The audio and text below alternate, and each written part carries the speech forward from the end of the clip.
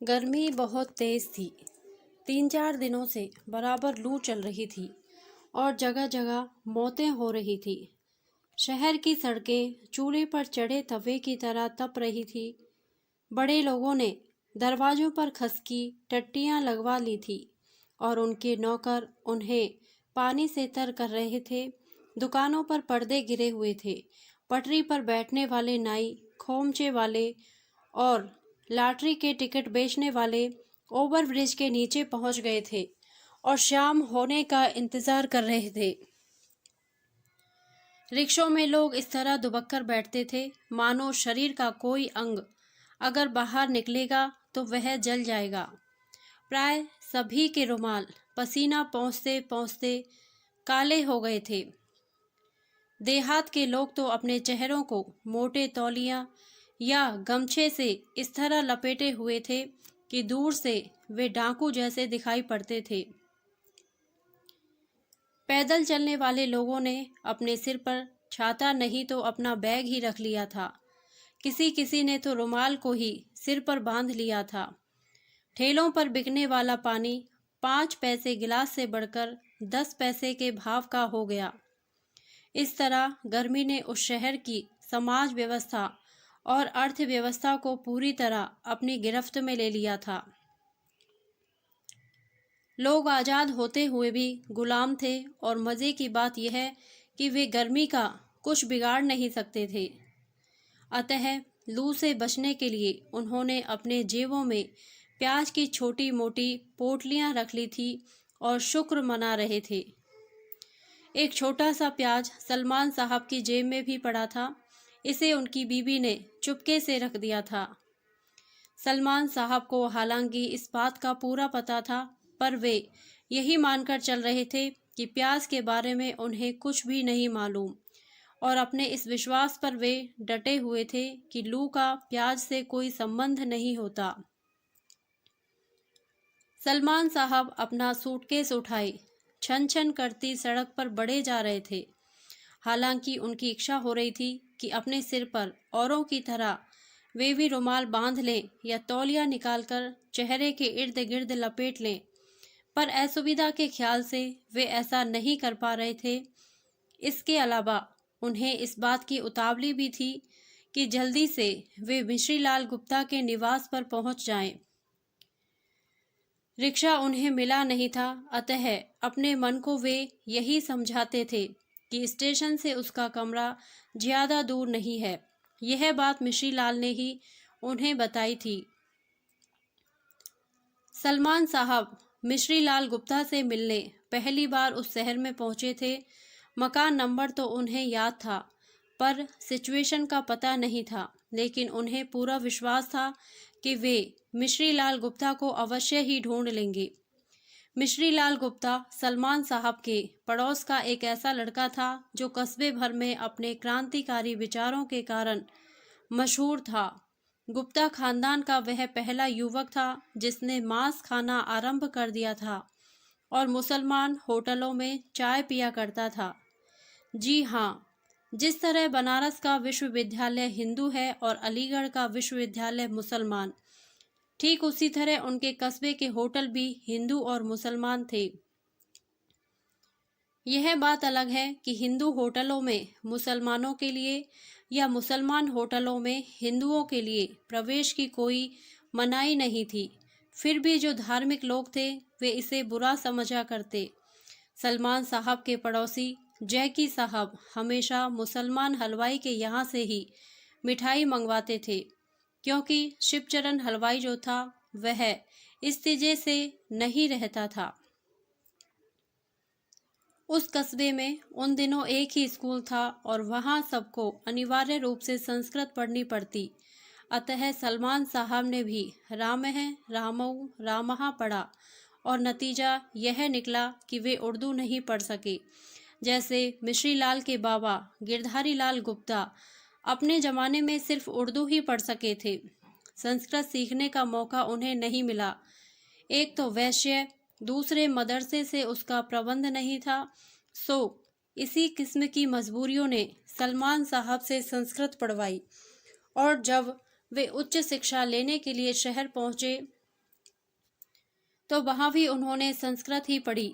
उन्हें विश्वास था कि एमए करने के बाद वे कहीं ना कहीं संस्कृत के लेक्चरर हो जाएंगे, पर ऐसा नहीं हुआ और अब वे अपने ही कस्बे के नए नए खुले इस्लामिया मिडिल स्कूल में हिस्ट्री पढ़ाने लगे थे।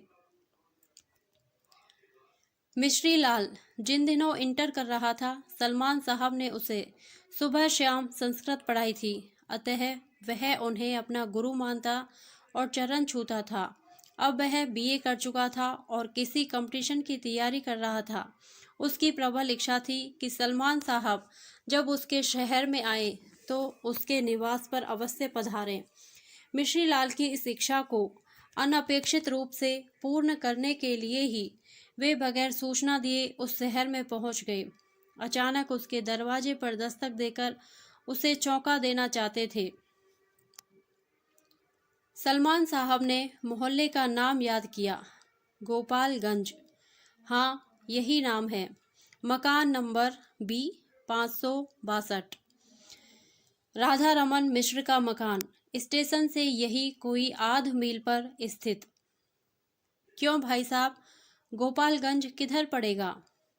उन्होंने एक दुकानदार से पूछा तो पान की पीक थूकने का कष्ट ना करते हुए उसने गलगलाकर यह बताया कि वे महाशय थोड़ा आगे निकल आए हैं, पीछे मुड़कर बिजली के उस वाले खेमे से सटी हुई गली में घुस जाएं। सलमान साहब उसकी दुकान की शेड से जब बाहर निकले तो लू का एक थपेड़ा चट्ट से उनके गाल पर लगा और उन्होंने अपनी एक हथेली कनपट्टी पर लगा ली। ठीक उसी वक्त उन्हें अपनी जेब में पड़े हुए प्याज का भी ख्याल आया और क्षण भर को वे आश्वस्त हुए। हाँ, यही गली तो है। उन्होंने बिजली के खंभे को ध्यान से देखा और गली में घुस गए।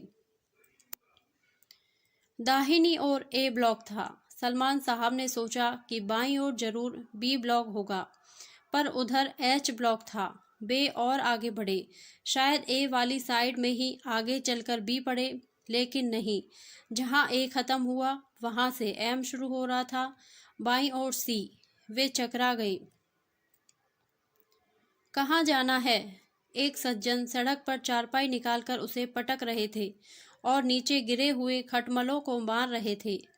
उन्होंने उनकी बेचैनी को शायद भांप लिया था। सलमान साहब ने खुद अपने जूते से खटमल के एक बच्चे को मारा और पूछा, यह बी 562 किधर पड़ेगा? ओहो, मिसिर जी का मकान? वह पुराने गोपालगंज में है। आप इधर से चले जाइए और आगे चलकर मंदिर के पास से दाहिने मुड़ जाइएगा, वहाँ किसी से पूछ लीजिएगा। सलमान साहब ने उन्हें धन्यवाद दिया और चल पड़े। मंदिर के पास पहुंचकर जब वे दाहिनी ओर मुड़े तो उन्होंने देखा कि पीछे 4-5 भैंसें बंधी हैं और एक लड़की अपने बरामदे में खड़ी होकर दूर जा रहे चूड़ी वाले को बुला रही है। पुराना गोपालगंज क्या यही है? उन्होंने इस लड़की से जानकारी लेनी चाहिए, पर उसने उनकी ओर कोई ध्यान नहीं दिया। उसका सारा ध्यान चूड़ी वाले के ठेले पर लगा हुआ था। सलमान साहब आगे बढ़ गए। थोड़ा और आगे जाने पर पुराने ढंग के ऊंचे ऊंचे मकान उन्हें दिखाई पड़े, जिनकी छाया में उस इलाके की सकरी सड़कें अपेक्षाकृत काफ़ी ठंडी थी और नंग धड़ंग बच्चे उन पर उछल रहे थे। सलमान साहब का मन हुआ कि यहाँ वे क्षण भर के लिए खड़े हो जाएं, पर अपने इस विचार का उन्होंने तुरंत ही परित्याग किया और चलते रहे। सामने एक लड़का दौड़ा आ रहा था। उसके पीछे पीछे एक मोटा सा चूहा घिसटा आ रहा था। लड़के ने चूहे की पूंछ में सूतली बांध दी थी और उसका एक छोर थामे हुए था। सलमान साहब को देखकर जैसी कि उन्हें उम्मीद थी, वह बिल्कुल नहीं ठिठका और उनकी बगल से भागने के चक्कर में उनसे टकरा गया। ये बी 562 किधर है जी? तुम्हें पता है? मिश्र जी का मकान। लड़के ने उनकी ओर उड़ती सी नजर डाली और एक मकान की ओर संकेत करता हुआ भाग गया। उसके पीछे पीछे चूहा भी घिसटता हुआ चला गया। सलमान साहब ने एक ठंडी सांस ली और उस विशालकाय इमारत के सामने जाकर खड़े हो गए। वहां बाहर की दो औरतें चारपाई पर बैठी थी और पंजाब समस्या को अपने ढंग से हल करने में लगी हुई थी। अरे बिट्टन की अम्मा, वो तो भाग मनाओ कि हम हिंदुस्तान में हैं। पंजाब में होती तो न जाने क्या गत हुई होती। राधाचरण मिश्र जी का मकान यही है। स्त्रियां चारपाई पर बैठी रही, जबकि सलमान साहब ने सोचा था कि वे उठ खड़ी होंगी, जैसा कि उनके कस्बे में होता है, लेकिन यह तो शहर है। मिसिर जी यहाँ नहीं रहते, वे जवाहर नगर में रहते हैं। यहाँ सिर्फ उनके किराएदार रहते हैं। एक स्त्री ने उन्हें जानकारी दी और खामोश हो गई। क्या काम है? दूसरी ने पूछा और अपना सिर खुजलाने लगी। उनके मकान में एक लड़का रहता है, मिश्री लाल गुप्ता, उसी से मिलना था।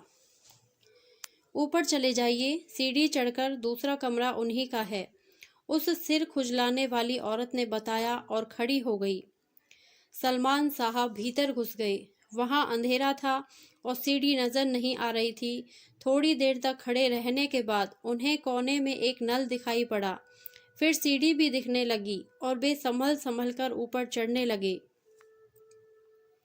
इसी बीच उन्होंने अनुमान लगाया कि मिश्रीलाल सो रहा होगा और दरवाज़ा खटखटाकर उसे जगाना पड़ेगा।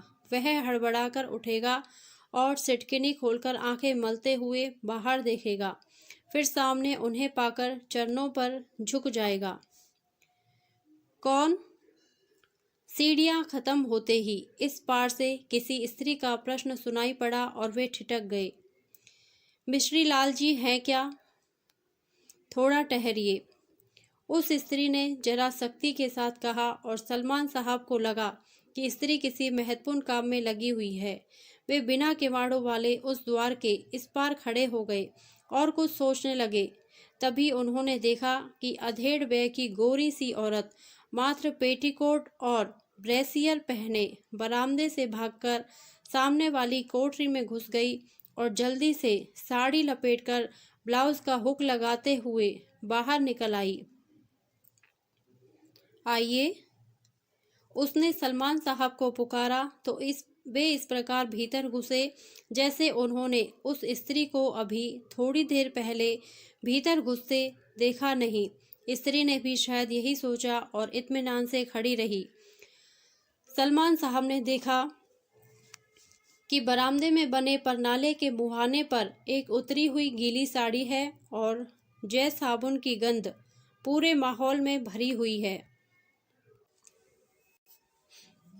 मिश्री लाल जी बगल वाले कमरे में रहते हैं, पर वे हैं नहीं, सुबह से ही कहीं गए हुए हैं।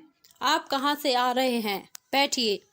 स्त्री ने अत्यंत विनम्रता के साथ यह सब कहा और एक बंसखट बिछाकर फिर भीतर घुस गई। थोड़ी देर बाद वह एक तस्तरी में गुड़ और गिलास में पानी लिए हुए बाहर आई और बंसखट पर तस्तरी रखकर खड़ी हो गई। पानी पीजिए, आज गर्मी बहुत है। इतना कहकर उसने अपनी उतारी हुई साड़ी की ओर देखा और न जाने क्या सोचकर पानी रखकर फिर भीतर घुस गई। अब की वह ताड़ का एक पंखा लेकर लौटी और उसे भी बंसखट पर रख दिया। सलमान साहब ने गुड़ खाया, पानी पिया और पंखा लेकर उसे हल्के हल्के डुलाने लगे। मिश्रीलाल कहीं बाहर तो नहीं चला गया है? बाहर तो नहीं गए हैं, शहर में ही होंगे कहीं। पिक्चर विक्चर गए होंगे या किसी दोस्त के यहाँ चले गए होंगे। रोज तो कमरे में ही रहते थे, आज ही निकले हैं बाहर। सलमान साहब ने घड़ी देखी, 3 बज रहे थे। उन्होंने थकान का अनुभव किया और बंसखट पर थोड़ा पसर गए। स्त्री फिर भीतर से तकिया ले आई।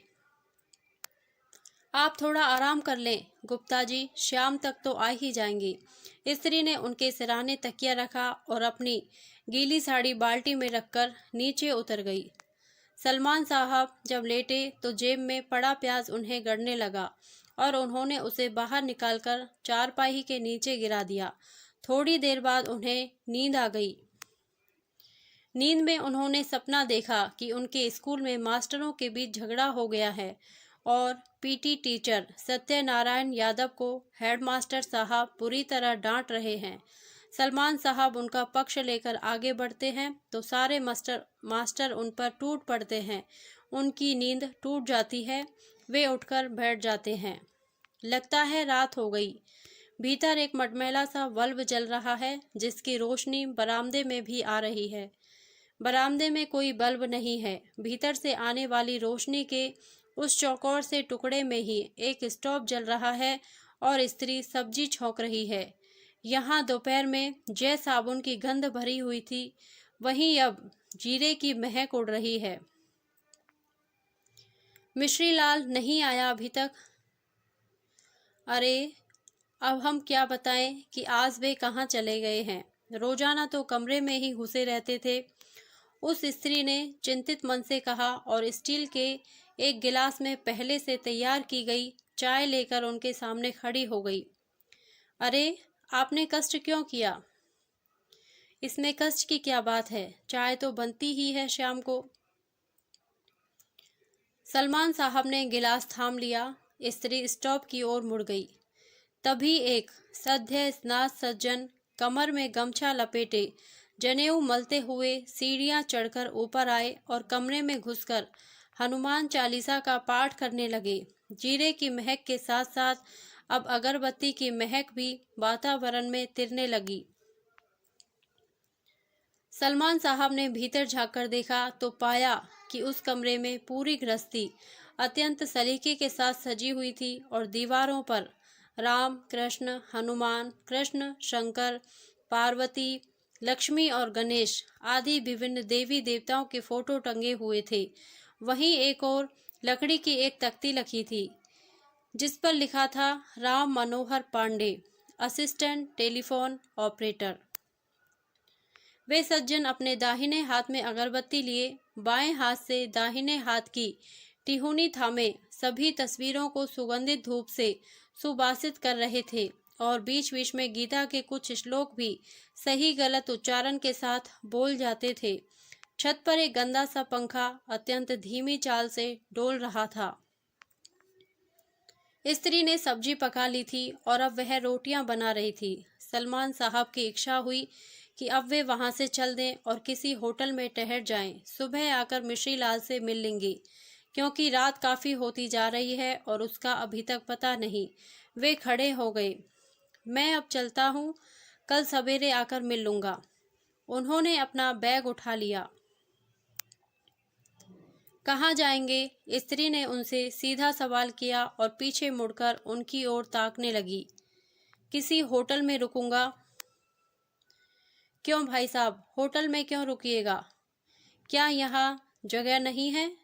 खाना तैयार हो गया है, खा लीजिए और छत पर चलकर लेटिए। रात में गुप्ता जी आ ही जाएंगे और अगर ना भी आए तो सुबह चले जाइएगा। इस टाइम तो मैं आपको न जाने दूंगी। आइए, जूता वूता उतारिए और हाथ मुंह धोकर खाने बैठिए। नहीं भाभी जी, आप क्यों कष्ट उठाती हैं? उस स्त्री को अब भाभी कहने में कोई हर्ज नहीं लगा। सलमान साहब को कष्ट की क्या बात है, आइए खाना खाइए। सलमान साहब बेवश हो गए। उन्होंने जूते उतारे और हाथ मुंह धोकर खड़े हो गए।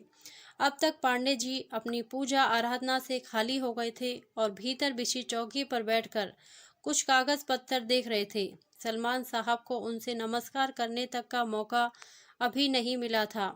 यह उन्हें बहुत खल रहा था, लेकिन अब इतनी देर बाद नमस्कार करने का कोई औचित्य भी नहीं था, इसलिए उन्होंने सीधे सीधे बात करने की कोशिश की। भाई साहब, आप भी उठिए। नहीं, आप खाइए, मैं थोड़ी देर बाद भोजन करूंगा। उन्होंने तनिक शुष्क स्वर में सलमान साहब को उत्तर दिया और बगैर उनकी ओर देखे अपने कागज पत्तर में उलझे रहे। आप बैठिए, दिन भर के भूखे प्यासे होंगे, वे बाद में खा लेंगे। दफ्तर से आकर उन्होंने थोड़ा नाश्ता भी लिया है, आप तो सो रहे थे। स्त्री ने एक बार फिर आग्रह किया और पीढ़ा रखकर थाली लगा दी। लोटे में पानी और गिलास रख दिया। सलमान साहब बैठ गए। वे भीतर से बहुत आह्लादित थे। उनके कस्बे में ऐसा नहीं हो सकता कि बगैर जाति धर्म की जानकारी किए कोई ब्राह्मण किसी को अपने चौके में बैठाकर खाना खिलाए, लेकिन शहर में ऐसा हो सकता है। यद्यपि यह कोई बड़ा शहर नहीं है और यहाँ के लोग भी बहुत कुछ ग्रामीण संस्कारों वाले हैं, पर हैं तो आखिर शहर। यहाँ के पढ़े लिखे लोग प्रगतिशील विचारों के होते हैं, उनमें संकीर्णता नहीं होती। वे धर्म प्रवण होते हुए भी रूढ़ धारणाओं से मुक्त होते हैं। सलमान साहब सोच रहे थे और खा रहे थे। उन्हें बैंगन की सब्जी बहुत अच्छी लग रही थी। ताजे आम का अचार यद्यपि पूरा गला नहीं था, पर स्वादिष्ट था। रोटियों पर घी भी चुपड़ा हुआ था। ऐसी रोटियां उनके घर में नहीं बनती। वहां तो उल्टे तवे पर बनी हुई विशालकाय और अर्धसंकी चपातियां किसी पुराने कपड़े में लिपटी रखी होती हैं। स्त्री ने एक फूली हुई भाप उड़ाती रोटी उनकी थाली में और डाल दी थी। आप गुप्ता जी के गांव से आए हैं? सलमान साहब ने सिर उठाया। पांडे जी अब कागज पत्तरों से खाली हो गए थे और आम काट रहे थे। उनकी आवाज में उसी तरह की शुष्कता विद्यमान थी। जी हाँ, सलमान साहब ने जवाब दिया और अचार उठाकर चाटने लगे। पांडे जी ने संकेत से पत्नी को भीतर बुलाया और आम की 3 फांकियां थमा दी। स्त्री ने उन्हें सलमान साहब की थाली में डाल दिया। आप उनके भाई हैं? फिर वही शुष्क स्वर। सलमान साहब को कोफ्त हुई। जी नहीं, वह मेरा शिष्य है। क्या आप अध्यापक हैं? जी हाँ। कहाँ पढ़ाते हैं? आप भी गुप्ता हैं? जी नहीं। ब्राह्मण हैं? नहीं, मैं मुसलमान हूँ। मेरा नाम मोहम्मद सलमान है। उन्होंने अपना पूरा परिचय दिया और रोटी के आखिरी टुकड़े में सब्जी लपेटने लगे। पांडे जी ने अपनी स्त्री की ओर आंखें उठाई तो पाया कि वह खुद उनकी ओर देख रही थी। ऐसा लगा कि दोनों ही एक दूसरे से कुछ कह रहे हैं, पर ठीक ठीक कह नहीं पा रहे हैं। सलमान साहब अगली रोटी का इंतजार कर रहे थे, लेकिन स्त्री स्टोव के पास से उठकर भीतर चली गई थी और कुछ ढूंढने लगी। सलमान साहब आम खाने लगे थे। स्त्री जब बाहर निकली तो उसके हाथ में कांच का एक गिलास था और आंखों में भय। उसने सलमान साहब की थाली के पास रखा स्टील का गिलास उठा लिया था और उसकी जगह कांच का गिलास रख दिया था। सलमान को याद आया कि अभी शाम को जिस गिलास में उन्होंने चाय पी थी, जिस थाली में वे खाना खा रहे थे, वह स्टील की ही थी। पल भर के लिए वे चिंतित हुए। फिर उन्होंने अपनी थाली उठाई और परनाले के पास जाकर बैठ गए। गुजना उठाया और अपनी थाली मांजने लगे। स्त्री ने थोड़ा सा पीछे मुड़कर उनकी ओर देखा, लेकिन फिर तुरंत बाद ही वह अपने काम में व्यस्त हो गई। मिश्री लाल अभी तक नहीं आया था। धन्यवाद। यदि आपको यह कहानी अच्छी लगी हो तो प्लीज़ मेरे वीडियो को लाइक करें, शेयर करें और मेरे चैनल को सब्सक्राइब करें। Thank you.